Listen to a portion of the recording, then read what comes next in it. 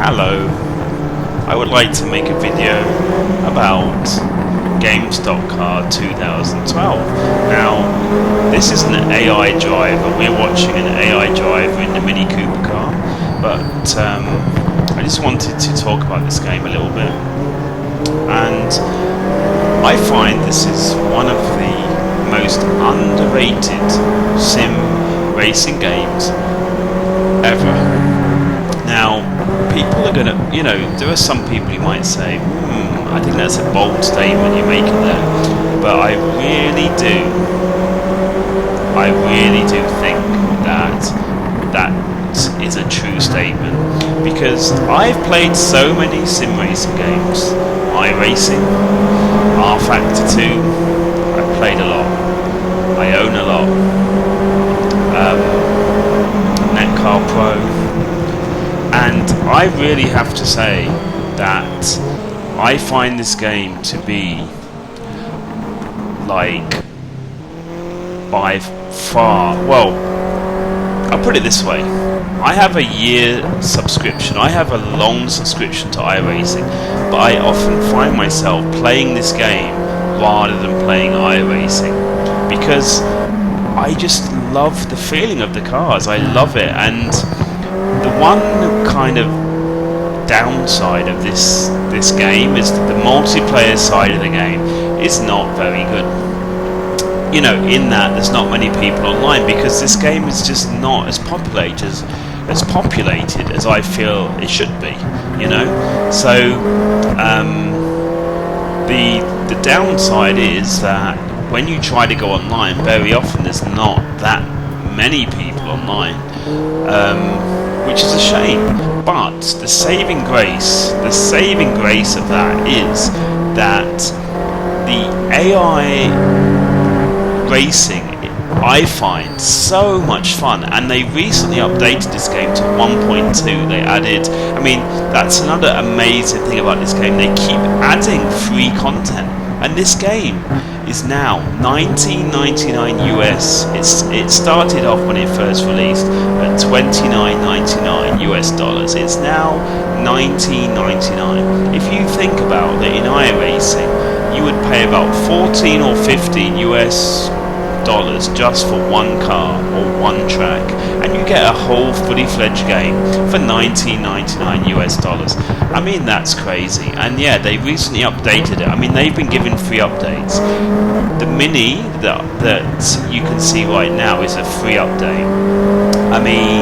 The game right now I think has about 6 vehicles, like F3 cars, F1 style cars, of course the Brazilian stock cars, because this game is based around the Brazilian V8 stock car series.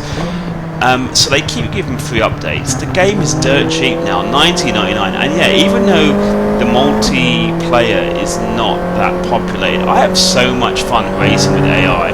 I just finished a practice racing with AI in the 1.2 update, and I could swear that they have improved the AI recently in this update, because this is Interlagos. Now, one other good thing about this game is it has made me appreciate how amazing Interlagos is as a circuit.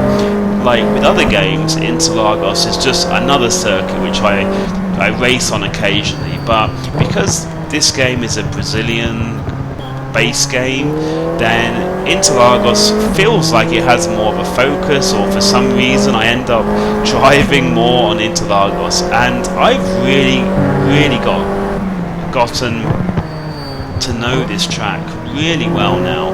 So it's made me appreciate how amazing this track is, and I was just doing a practice on Interlagos with some AI, and I think in 1.2 they've improved the AI, because before on Interlagos, using AI at 95%, they would find it very hard to keep up with me in the tight turns. Right now we're heading up to the first corner. Now I believe there's a first, a second, a third corner, then a long straight, then a fourth corner, and then when we get into the fifth corner and those kind of bits, I used to find before that I could easily outbrake them, I could easily overtake in those parts. Now I just did a practice session, and the AI was still all over me in the tight parts of the circuit. So I really feel that Reza Studios are continuing to step up the AI. Like, I know in the past when I have talked about this game, people just assume everything in this game is exactly like rFactor, but the thing is, what it is they've taken the rFactor engine and they've tweaked it. I mean, although the graphics do seem like rFactor 1 style graphics, to be fair, they've tweaked the graphics as much as the engine will allow them to, and they've got a pretty decent looking sim game. I mean, of course, lots of people are going to say, oh, well, GT5 looks way better, but a game is not all about the graphics. I love this game because I love how it feels, and I love, like, the Mini Cooper. This car, seriously, this has to be one of my favourite sim racing cars of all time.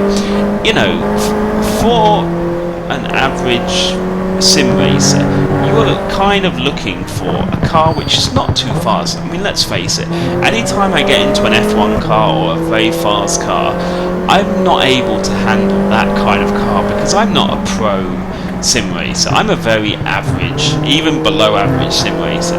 But these kind of cars, like the Mini Cooper, they're not that fast, but they just feel so good to drive, and I really enjoy driving around in this car. So yeah, I just wanted to put out this video. I know that I've done other videos on this game in the past, but I just wanted to put this video out just to say again, if you are a sim racing fan, if you like sim racing games, for $19.99 US, this game is a steal.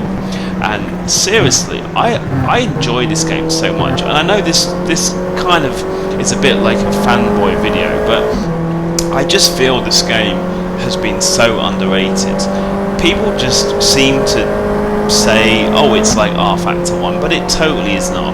They've added so much to this game, the feeling is so good, and I keep saying that so many times. But yeah, so if you're a sim racing fan, I urge you, go out. They even have a trial. This game has a 1 hour trial. You can actually download the full game, you can trial it for 1 hour. So I would just put a challenge out to anyone who's a sim racing fan. Go try this game for an hour and go see what I'm talking about, and feel how amazing this game is, and support the developers. Buy the game, $19.99, and although the multiplayer is not very busy, like I said, I've had so much fun running a championship against the AI, and I feel like they keep improving the AI with every patch. I don't know if it's only me, but that's how I feel.